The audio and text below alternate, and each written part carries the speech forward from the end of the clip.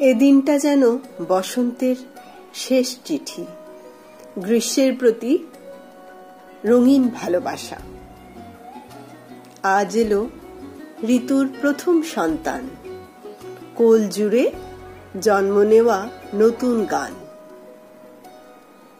নতুন দিন, নতুন খাতা, এ যেন জীবনের সব ভুলগুলো মুছে লেখা এক নতুন মহাকাব্য।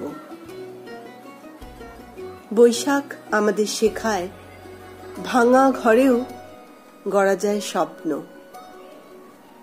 যে পথ ফুরিয়ে গেছে বলে মনে হয়, সেই পথও হতে পারে সেতু। সময় হলো এক বটবৃক্ষের মতো, যার আশ্রয়ে, যার ছায়ায় আমরা মানুষ হই।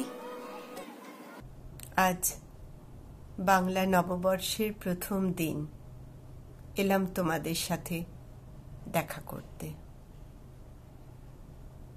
ঘুড়ির সাথে লাটাই আর পদ্ম ফুলের সাথে পাঁক,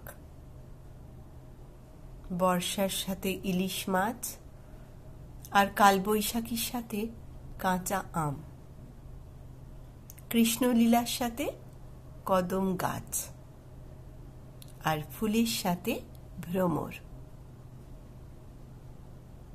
এদের কারো সাথেই রক্তের সম্পর্ক নেই, তবু তারা অবিচ্ছেদ্য।